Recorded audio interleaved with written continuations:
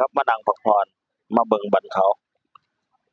อีกครั้งมาเบิ่งบันเขาอีกเทื่อนึงเนาะ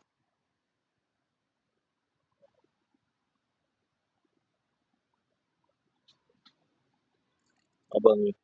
รถรางพาหนะการใช้รถใช้ถนนเขาเป็นแบบใดเนาะ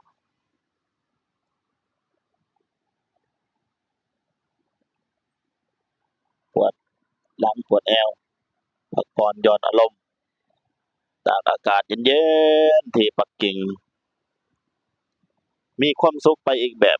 ถึงจะบ่มีเงินแต่มีความสุขทางด้านการท่องเที่ยวก็เดินเฮาได้มาเลยเนาะก็ต้องให้ได้เห็นแน่ล่ะว่าเพื่อบ่ให้เขาตั๋วเนาะ